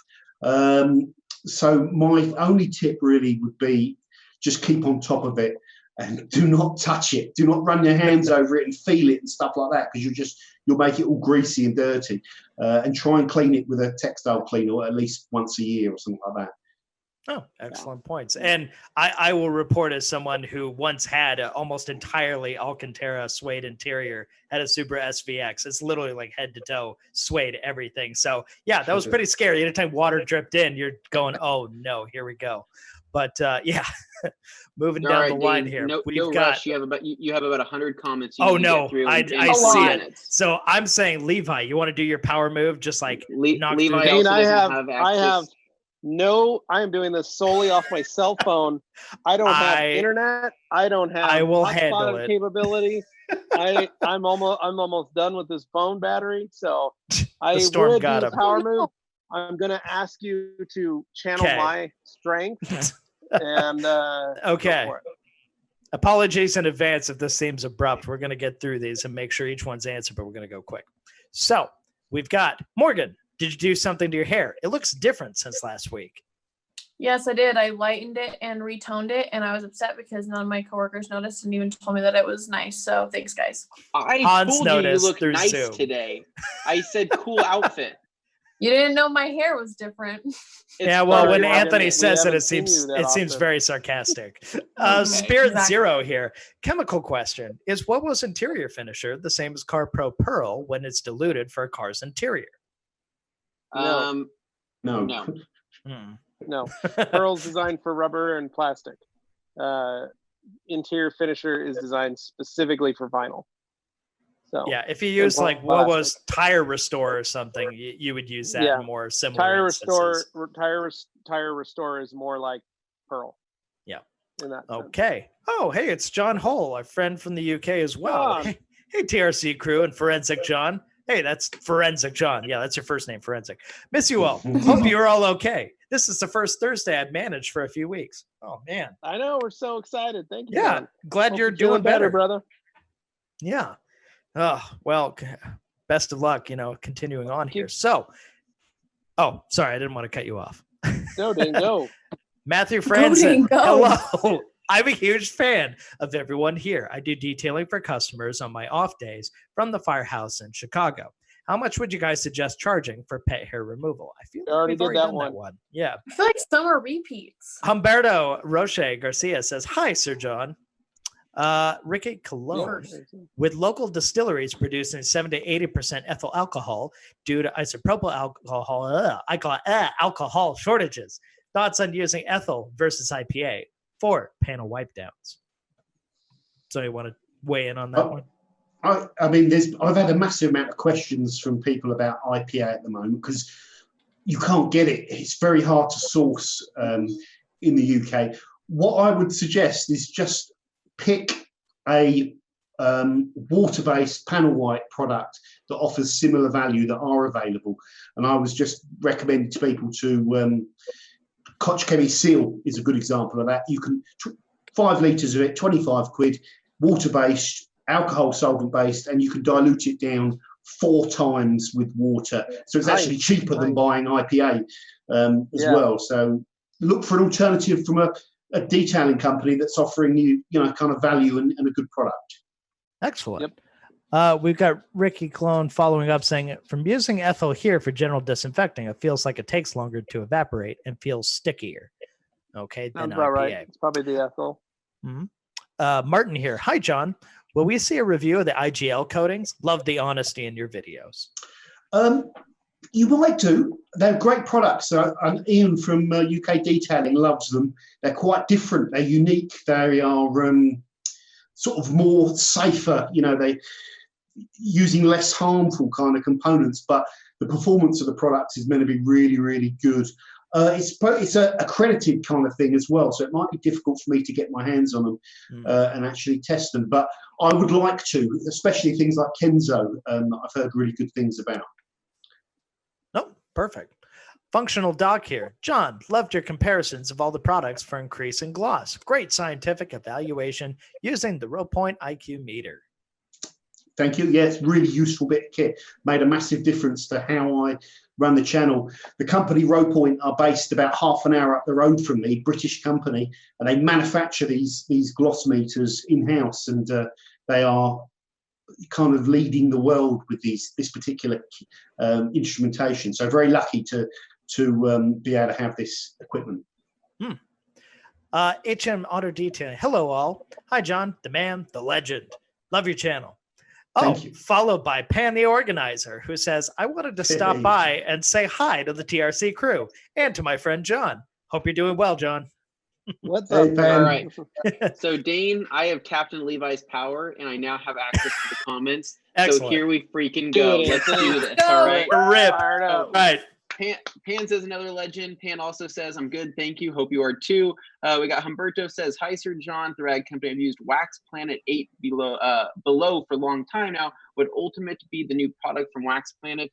And Sir John, the English cheese I like is Huntsman in Cheshire. I love Huntsman Cheshire. All right. So John, any ideas if that's going to be the new product? I don't know what Wax Planet Ultimate is. Sorry.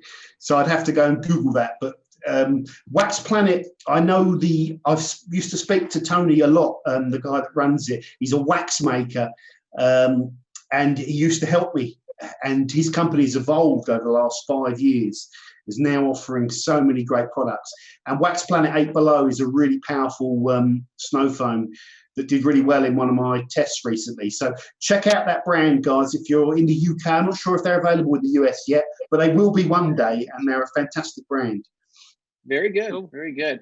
All right, so we got HMD Tony saying, all good. Love your live stream yesterday. Pan Prestige says, hi, Pan. Love your videos. Adam Newberry says, hey, just watch your live Q&A. So we got a lot of people giving some love to Pan here, especially Hippolito. And then we have Alex London says, what's the best type of microfiber weave to prevent drag on paint? I've been struggling a lot with my ceramic coated paint, which feels really sticky after wash. Try to go to a shorter pile, something with either a twist loop weave or even a terry weave at that point. So I think it'll feel a lot better on the paint and give you some less surface tension. And then we have the organizer saying weird smiley face. Andrew Rylander says, if you can only have one spray sealant that is not sold by TRC as a standalone protection, what would it be?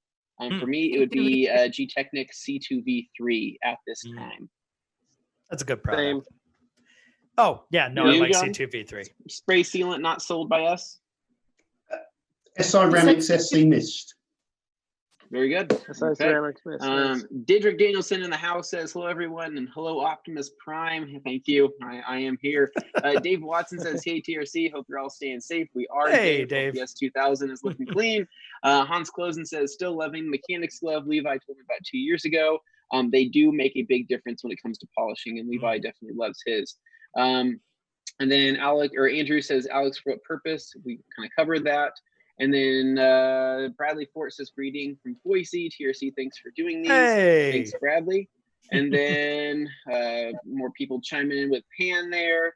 And that's good. He's saying thank you to everybody. And we did give him product for a giveaway. And that was a platinum kit that somebody won yesterday, which is pretty cool. And then Ryan says, when are you guys delivering again? Love your products. Ragmaster, keep up the good work. Keep up the great videos. So we're, so Ragmaster does carry our stuff. I'm not sure if Ragmaster is not delivering right now, but we are delivering from the Rag Company here in the US. So and Clean and Shiny UK. Yeah. Yep, I think they're delivering as well. our master and our master distributor there in the UK, and they are still shipping product, as well as TRC Europe.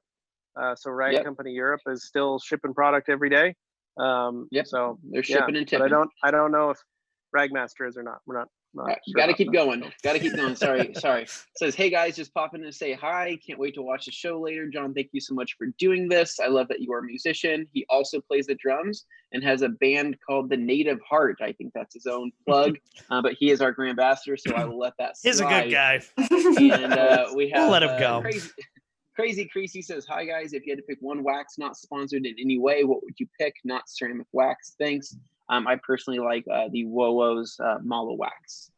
John? Me too. Yes. No, and I just don't have enough experience there. So, John. Sorry, what was the question? What wax is your preferred wax that's not ceramic based? Ooh, okay.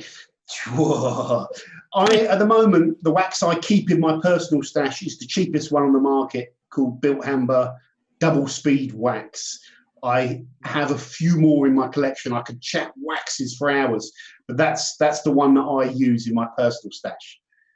Nice. Very good. All right, so we have Humberto that said something in Spanish that I am so sorry that I can't read. And then we have Prestige Detailing says, microfiber are amazing for cleaning. I use old microfibers around the house, as you should. Matthew Gibbs says, hello, TRC crew and John. You deserve to be on here, mate.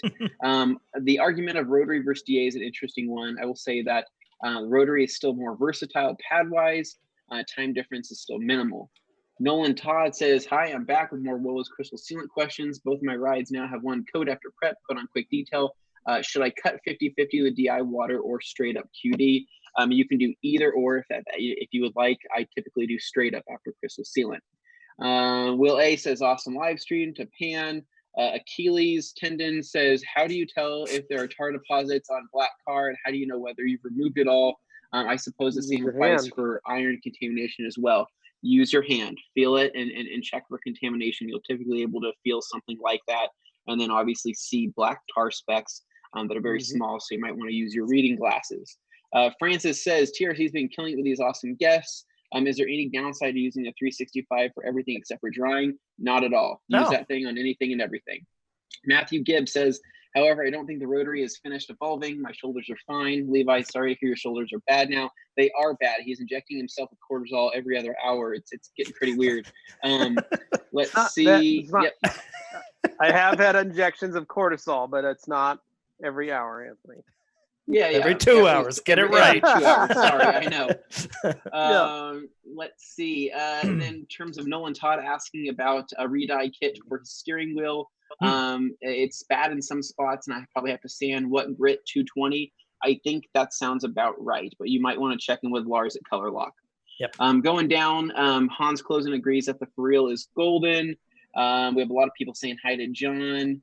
And then we have Pletherage says top 3 tips on how to get customers. Just starting out finding it's difficult. So top 3 tips to get customers, Levi, and go. Top 3 tips to get customers. Facebook is your #1 best bet. After that, maybe make some flyers or use nextdoor.com if you're in the US. Post a little area in wherever area you're working in, and in your own home neighborhood, because your neighbors are going to be your best word of mouth. And then after that, I'd probably buy some Google advertising, or not Google, but Facebook advertising, just to get some views or some likes on your spot. But really, I'd probably use Instagram because you get more views. Like Levi said, Tinder, LinkedIn, Bumble, jump on it. Clayton Williams says, what's going on? We got Krista Thomas saying thank you. G. Davis says, John, do you have any special memories of Benny Hill? I'm sure everybody has. I love Benny Hill. Let's see. We got to keep going here. I'm kind of skipping through a couple of these. Sorry, guys. I'm trying to get some of the main meat and bones here. Rick Reich says, since drying towels seem to work better when they're soaked and wrung out, how does that fit in with ONR? Can you use ONR dampened towel to dry a car wash with ONR? Yes, you can. Yes. And then G. Davis says, Han, it says pool party porch swing.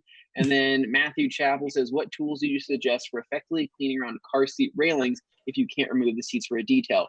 detail brushes. Use brushes of any sort. You can use detail factory brushes. You can use cheaper boar's hair brushes. There's quite a few different tools there in terms of brushes that you can use, and compressed air. We got Jeeper 1378 says, right, that's what I do. Damn microfiber towel. Then there's a lot of conversations going on between them, and that's fantastic. I love seeing the camaraderie in the comments.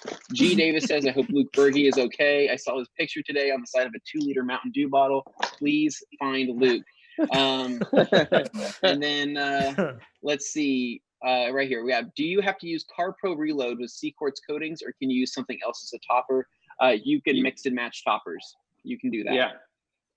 Unless you have a warranty or something with C-Quartz, then you probably want to make sure you use a Reload. So yep. Yeah. And then let's see. So Hans Closen has continued trying to buy all of TRC and even the shirt off my back. And then best day to buy a case you can buy a detailed image. Yeah. So. Yeah. And Clayton, the best day to buy a case of towels is every day. Just sign up for our business program. You'll be able to save 5 to 10% off at no extra cost. Boom. And then G Davis, I was wearing the Hang Bang shirt earlier, but at Jeff's request, I was not allowed to wear that on Q&A today. And then LSD says that you can add APC and white vinegar to your wash to help clean up the sealant from towels. That is true. Yep. And then LSD says Minx lint like crazy. Unfortunately, that is a characteristic of that circular knit, or not circular knit weave, but of that coral fleece weave. It does tend to lint a little bit more than others. Let's see. We do have G Davis says, yeah. I just gotta interject. Here's my Dothraki pleasure tent after the storm. Oh, it's real sad. It's taking a nap right now. Yeah, that's what it's doing. Nice. All right. So G Davis says they'll soon be adding "Did You Forget Who I Am" T-shirt, as of course. Yeah. And then Alkaline Top Hat says, as someone who has bought one of every towel offered by TRC for detailing, the Minx is definitely the best rinseless towel. Correct. And that's how we recommend using it. While the Minx is not the best dry, it is the best wet, like a lot of other things. And then Jeepers 1378 says, anyone try Adam's CS3? Been using as a drying aid and QD. Love it. I have heard about it, and it sounds like it's a good product. And here we go. Keep going down. Here's a good question. Tim says, how often can polish be used on paint? Have a black car that sits in the elements.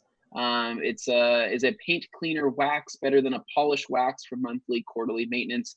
John. Sorry. Paint cleaner wax?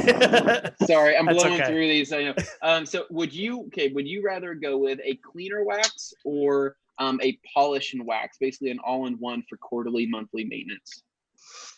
Well, the problem is monthly, you're going to be stripping products, whatever protection's on there, you're probably going to be stripping it if you use an abrasive cleaner wax or polish wax. So you should use really those type of products. I would say if you don't have a machine polisher, you decon your car, clay it, get all that contamination off because that builds up quickly. And then use those type of products then. Don't just sort of wash your car and then, strip off protection and for the sake of it, only do that if you need to, is my advice. Yep. Very cool. And then, yes, we all agree that Mothers makes great metal polishes. They do. They've been making metal polish for decades, and it's great stuff. Michael Adams says, if you were using O&R wash and wax on a regular basis, would you still periodically use a separate sealant, or would you just keep using O&R enough to be protected on the car? You can mix and match. So you could do a long-term sealant such as OptiSeal and then continually top it with O&R wash and wax if you like to do that to maintain it. Clayton Williams says, is there a higher GSM dual pile towel than the Creature or the Spectrum? Not at this time. So basically, those are the only dual pile towels that we offer. Alex Sector says, wow, this is great. Didn't get an alert for this and jumped on. Cool to see you on here, man. And then we have Alkaline Trio says, regarding solution finish on interior plastics, Levi said they need to be thirsty. Are we talking as thirsty as some of the people sliding into Morgan's DMs? We would say thirstier. Definitely thirstier. G. Davis says, when in Reno, Dane will be guest starring in the reboot of HBO's brothel show. Oh, no. What? So hold on, we're almost. Oh man, we're almost caught up. Almost there. Get it. John and Brian S are the best. Dave Graham says Bullocks. Sorry, I meant to say Euro car parts, not Halfords. And then Efren says, what is a good all-in-one product, and what kind of pad would you combine it with? Check out the new Uno Protect by Rupes. It is a great all-in-one. And we'd probably use that with a yellow pad. Spirit Zero says it's cool. I thought pearl could be diluted down for leather and other interiors. We're not saying that it can't. We just don't have a lot of experience with it. Morgan, your hair looks his great. His question was on interior finisher. So yeah, totally different product. So Hans thinks Morgan's hair looks great. He just noticed Hans. your eyes, so that's good for you. And then LSD says plastic, engine, rubber, leather. And then Jeff C says, what's the best dilution for power clean for cleaning wheels coat with gloss coat? Would be using an IK foamer. You could go 10-1 or 20-1, depends on on how dirty they are, but I wouldn't go any stronger than 10-1. And then Martin says, miss the snooker, John. I don't know what the snooker is. British slang, perhaps. It might be British slang. So Reich says, can you explain why soaked and wrung out towels dry better? Mainly that's because water is attracted to water, right? So when you have a damp towel, capillary action. It's basically going to want to suck it in kind of like a magnet at that point. And so it does work better. And that's why typically before we take a drying towel to the surface, we'll typically spritz a drying towel with either water or some type of drying aid to kind of get it started and kind of activate it. And it does dry better. And then we have Tristan. Google capillary action. Yep. Make sure nothing else comes up. And then we have Tristan Minar says, hey, John, love to get together with you just down the drag from you here. How to contact you to arrange something sometime. What sort of thing? Ping me on Facebook. Use the buddy system. Stranger danger. You can ping me on Facebook. Some guys. I've met a few people that have pinged me and met up that are in the area. So sometimes I go down to the track. I took Levi and Jeff down to the Goodwood racetrack and stuff. So I'm around. Message me on the Facebook or reply to a comment there, and I'll see it. Yep. Perfect. All right. Cool.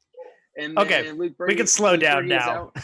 Okay, well, we have 1 minute. And so Humberto says, what would be the best to clean glass? Which glass cleaner do you recommend possibly with O&R and waffle weave? We really like the Wowo's glass cleaner personally. But I mean, I think a lot of glass cleaners are great out there. I would just always recommend diluting them if you are diluting a concentrate with something distilled. And then we have Laxton Detailer says, I've got a question. Can I ask a question? Yeah, absolutely. Do you guys use squidgies for glasses? For glass, No, not so much. I use squeegees for my house. I use squeegees for my mirrors around the house, and I have used squeegees on cars. But Anthony's father is a window washer. Window washer. So he's got Anthony's pretty skilled with a squeegee. Yeah, that's what I use, isn't it? Years of experience. So it's no good for cars, really. Not even the exteriors. Well, so you can. I'm not saying it wouldn't be my first choice, but on the glass, I don't mind. Because don't you just find, like when you're buffing, you've got a greasy interior and exterior. Sometimes you're chasing like these streak marks, these greasy bits, and the cloths. You just sort of almost want something to dissolve it and then swipe it and then have like a streak-free finish. I sometimes struggle with really dirty glass, and like you get the light and you think you've done a good job and the light's out and all around the edges, everywhere there's marks, and If you're getting that, I would suggest following up with like a suede or something, a suede cloth, because then it can kind of contour a little bit, but it'll pick up the stuff because it'll still be relatively absorbent.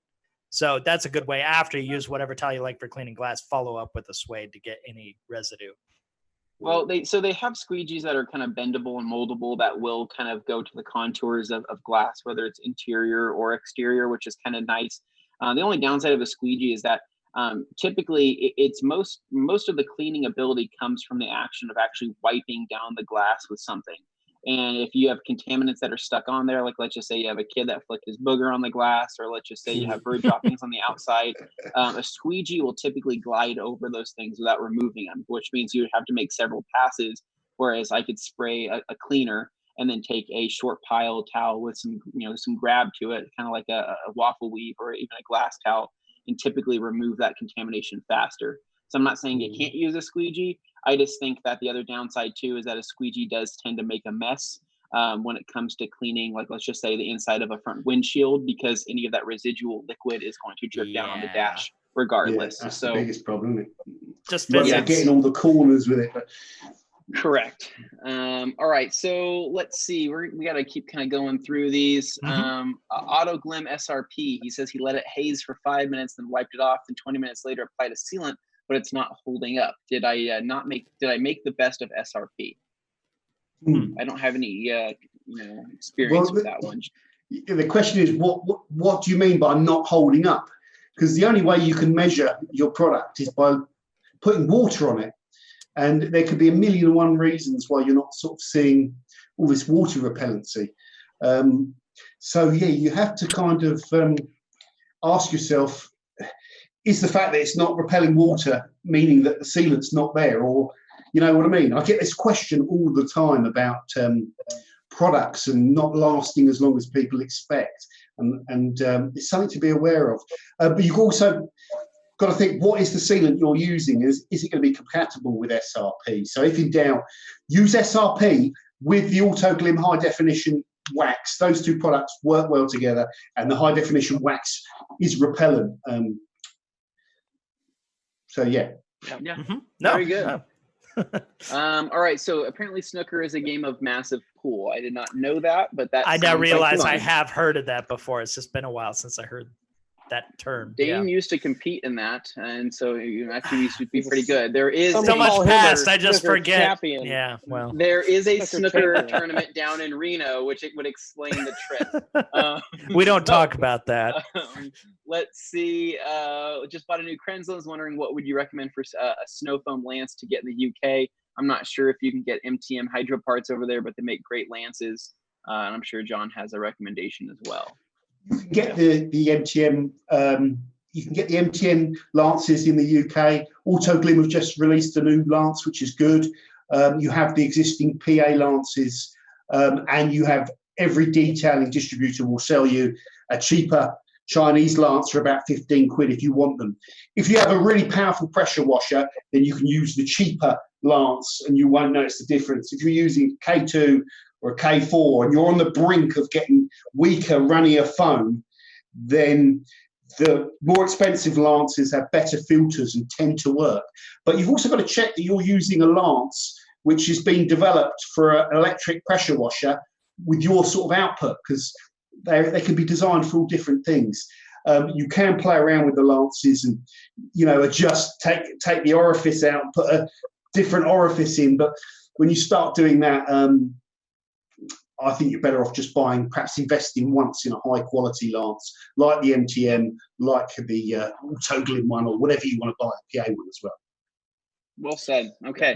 So I think we have a good comment here to end on, and I think this will be a good one. So Carnuva Detailing, Grand Ambassador of the Year 2019 says, John, happy birthday, YouTuber. Yes. Oh, happy birthday, Zaya. Yeah. He says, what are the biggest tips to keep your channel balanced, fun, and transparent with your viewers? Seems like every time I try to post something fun, new viewers hate it. So what kind of keeps you going, and how do you keep the balance, John?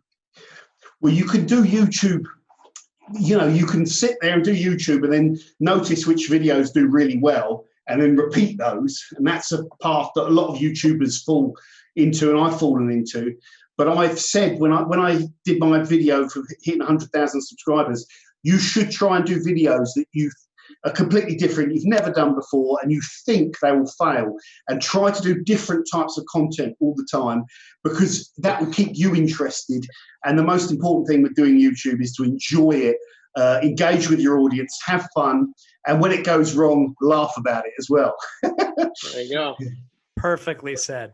Now, I do want to take this opportunity to remind people, because we have quite a few of them here, now that we're kind of wrapping this up, I do want to say, guys, if you've never watched the Q&A before and you're here just because, you love John and we love John and it's great having him on here, but we'd love for you to stick around. We do this every Thursday, and we'll definitely, John, we want to have you back on here again as a Q&A, because you've been an awesome addition here. So it's been really great being able to, answer questions along with you. Sorry, we had to kind of rush there at the last little bit, but it happens when you only do it for 2 hours. But that's been fun. It's been really good fun. There's plenty to do, though, as you can see. Yeah. So there's an interest there. So we'll definitely have you back on for another Q&A at some point here. But I just want to tell everybody, yes, we do it the same time every Thursday, every week that we can. We do it right here. So just make sure you come back. And John, I want to give you an opportunity before we all go here. Plug what you got going on. Tell people about your channel, your Patreon, all that stuff. Yes, so if you've not heard of the channel, guys, it's called Forensics Detailing, and we predominantly do product testing and also lots of detailing content. So you can head over to it on YouTube and have a look and subscribe. No, it is. You get more thorough than just about anybody. I don't think anyone comes as close to you as we're like really just digging way down that rabbit hole. I try and bore everyone to death. You know what? What seems boring to some is amazing to others. So just keep doing what you're doing. So, guys, anything left to say before we wrap this up? No, thanks for hanging out with us through the delay, guys. You know, it was a crazy little storm that happened. Yeah. That hit us pretty hard right beforehand. So it was I lost power, Tim was losing internet, and Dane had to pick up garbage out in front of his house because his trash cans got blown over. So but John, thank you for coming on. Thank you for being a part of this. Thank you for doing this. I know it's late for you, so thank you for staying up. And as everybody tuning in, thank you guys so much. We appreciate it. And that's it. All right, guys. Well, till next time, this is us saying adios. And oh my goodness, before we cut off, I want to say, if you haven't already, please subscribe. It's the most obvious thing in the world. Go click that button, click those bells, whatever you got to do. So you stick around and you're here next time we do this. All right? Deal? Cool. Sounds good. See ya.